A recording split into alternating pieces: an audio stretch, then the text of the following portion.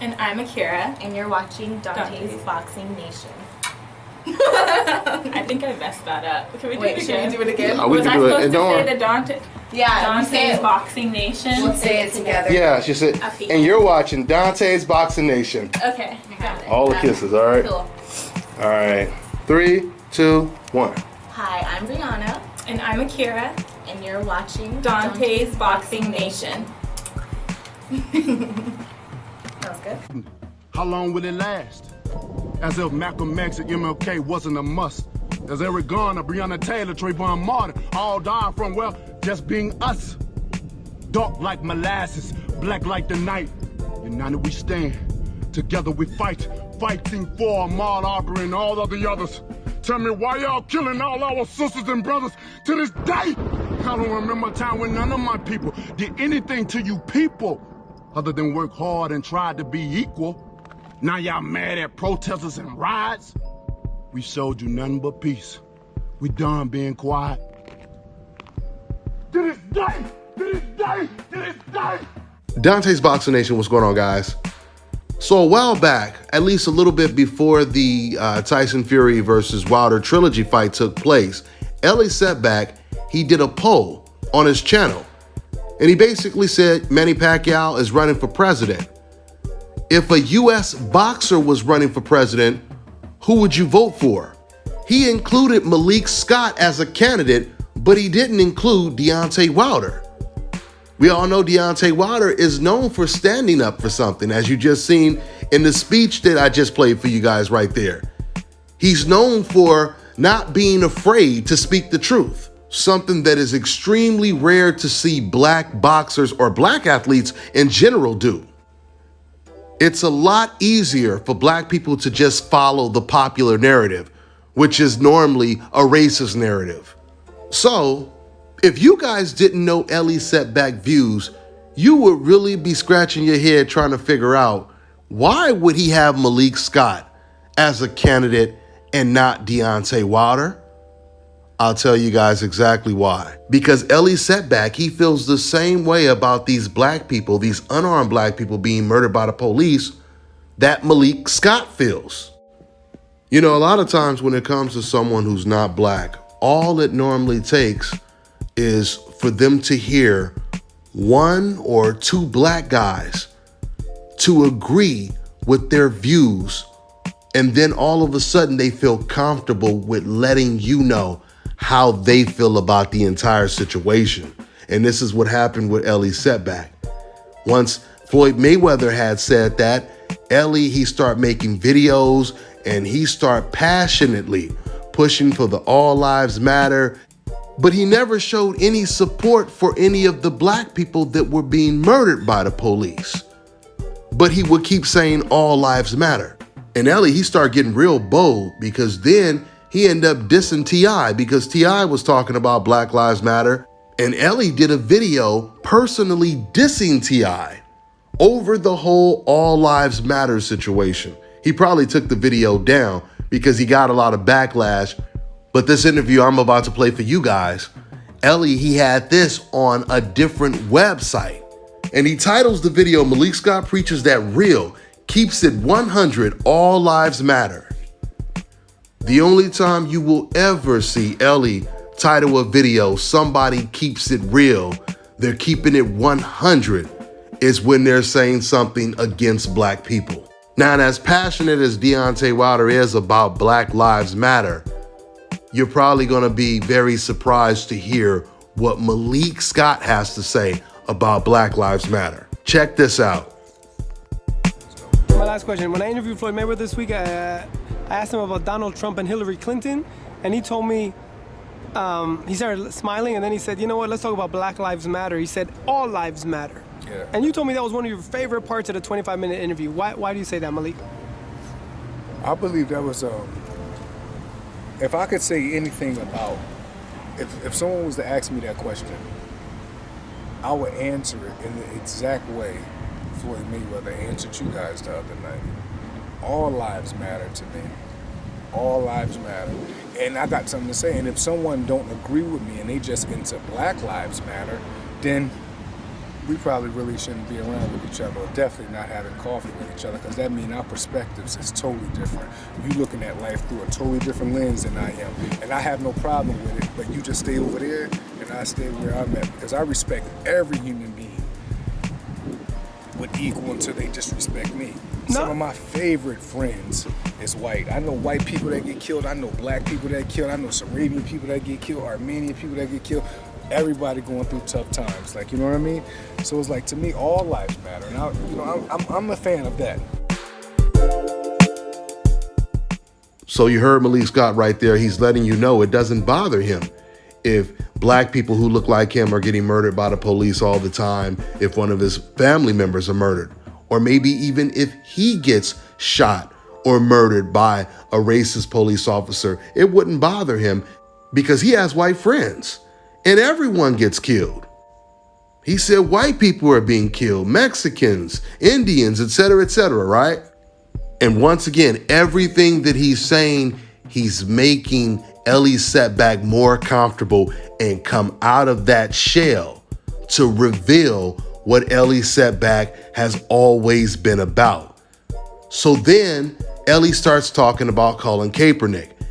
And he starts talking about how, yeah, man, if you're going to protest, why you don't do it all the way, etc. What doesn't make sense there is it doesn't matter if he protested the whole season or not. You still would have been against it. You would have never supported it, like you have never supported Black Lives Matter, like you're against them. So what's the point of saying, oh, you should do it this way when you're against no matter how he does it because you're against the message? How are you interviewing all of these black fighters, but you've never showed any type of support towards the black people that are dying when a lot of the black people you're interviewing, they're supporting names like George Floyd, Ahmaud Arbery, etc. And then later on in the interview, Elie gets really bold when he starts basically saying all these black people that are dying and people complaining about these black people being murdered by the police. You should be thankful you live in America. Things could be worse.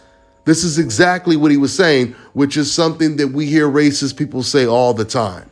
Okay, let's flip this. For those of you guys who don't know, Elie Seckbach is Jewish. Imagine if the best boxers in the world were Jewish. They pretty much dominate the sport. The majority of people that I'm going to interview are going to be Jewish, right? And the Jewish boxers, they love me as a black reporter. They love me. They give me exclusive interviews all the time, right? I can get whatever type of access I want with these Jewish boxers, right? Now imagine if the Jewish boxers are going through a whole lot of oppression, right? They're dealing with a lot of racism. They're being murdered by racist police officers, etc. They're not receiving any justice. And I'm seeing all of the Jewish boxers that I interview. They're on Instagram like, man, we're fighting against racism, etc. Can you imagine me completely ignoring it and saying, man, these Jewish boxers, they need to be thankful that they're living in America. Things could be worse. They could be going through the Holocaust right now. So while all these Jewish fighters are fighting against racism, I go look for the one Jewish guy who doesn't care about anything that the Jews are dealing with. And that's the one Jewish guy I start praising. Boy, he keeping it 100. Man, he really preaching, ain't he? He should run for president. So with that being said, I'm gonna let you guys hear the last part of this clip. Once again, this is Deontay Wilder's trainer, Malik Scott, talking to Elie Seckbach. Because I don't respect people by genre or race. I respect the kind of person that you are. And I agree. Everything Floyd said right there. He talked about like Kaepernick, and he said, why is he taking a knee, and then says who to vote for. Yeah, that type of shit don't make sense to me, man. Or if you're gonna take a knee, then boycott the whole season. Don't play the whole season. Yeah, but then you won't get paid. That's what I'm trying to say. So it's almost like everybody have their own ulterior motives when it comes to that. But I'm not in his shoes. I just know. But if you were to protest, you would have protested all the way. Like you would take a stance. You're not gonna do it until it gets uncomfortable. Yeah, now my jersey is the #1 selling jersey, and then, bro, it seemed like it's all, you leave it up to me, all of my. me all a bunch of Hollywood shit. And Just be real. let's be real, because you got guys like Jim Do Brown. like Muhammad Ali, That's sit what out I'm for 3. saying. Jim Brown, fucking Muhammad Ali, fucking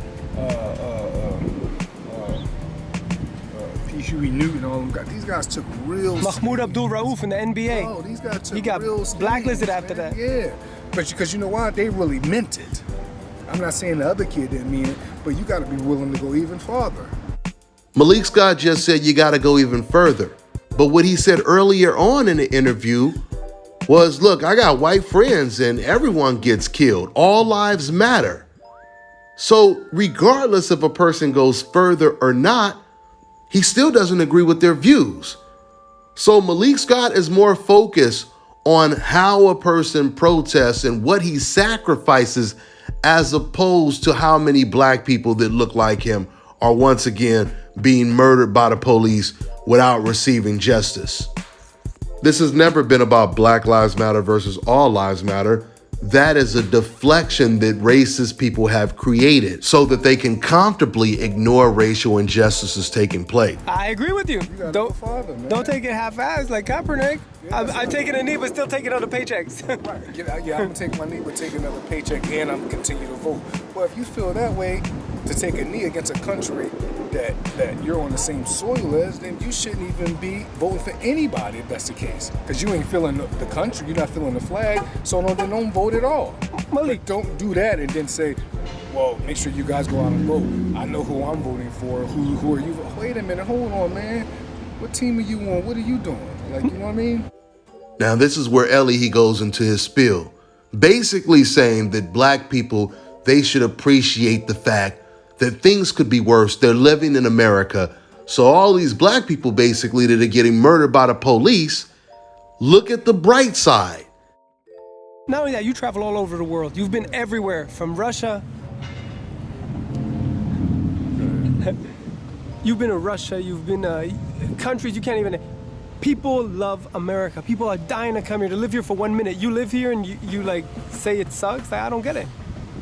You gotta go see some of the way people live in like third world countries. I've been to a lot of countries, and I've been to some of the most, poverty is an understatement to some of these places I've been.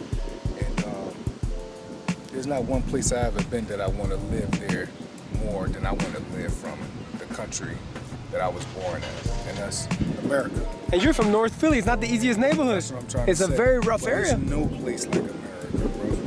No place. All the opportunity you get here, there's no place. And what you do with the opportunity determines on how you feel about America. Because most bitter people is the ones that say shit about America. Well, it's not the world's fault that you didn't take advantage of the opportunities that America give you. That's true. Did you hear Malik Scott talking about people not taking advantage of the opportunities that America gives you? And then, of course, Elie said, that's true. Opportunities and unarmed people being murdered by the police, that's not even apples and oranges. That's apples and rocks. One thing has nothing to do with the other. Once again, it's called a deflection tactic. And let me say this about Floyd Mayweather. The difference from Floyd Mayweather and an Elie Seckbach or a Malik Scott that says all lives matter is Floyd Mayweather, he actually paid for George Floyd's funeral. When it comes to, once again, Malik Scott and Elie Seckbach, they have never, ever went on the internet, did an interview. They've never said anything in support of the black people that have been murdered by the police. You don't have to be a fan of Black Lives Matter, All Lives Matter. How come you can't just be a fan of justice? That's all I got for now, guys. I'm on to the next one. Fellas, I've got some great news for you. If you've lost your hair or have a receding hairline, the time has come when you can finally get your hairline back through a process called scalp micropigmentation. So here's how it works. It's a hair tattoo that replicates the look of your hair follicles when you have fully shaved it down. So to get this hookup, make sure you follow and contact my man Scalp Carolinas on Instagram. Contact them at 704-499-3471. And make sure you follow them on Instagram. All right, now check this out, guys. If you're looking to repair eczema scars, burns and bruises, dark spots and blemishes, then this right here is the perfect product for you guys. It's called Elie Face and Body Oil. Athletes and top-ranking boxers, they're also using it after training to reduce swelling, inflammation, and to ease the pain. So get yours today. Go to elodekey.com, like them on Facebook, and follow them on Instagram. Let me tell you guys about this company, NWA Cane Corsos. They breed Cane Corso Mastiffs, which is a guardian dog that is treasured for its protective nature and strong loyalty to family. If you're looking for a family-friendly dog that's intelligent, muscular, and brave enough to take on any intruder, then you need a Cane Corso Mastiff. Cane Corsos are extremely versatile, performing well in a variety of activities such as hunting, agility, competitions, and obedience trials. With its athleticism and versatility as a hunting dog, guard dog, sports dog, and a show dog, the Cane Corso Mastiff is perfect for any family. They also have standard French bulldogs with excellent health, structure, temperament, and superior bloodlines with many champions in present day and pedigrees. Visit NWA Cane Corsos on all social media platforms to find the perfect puppy for your home today.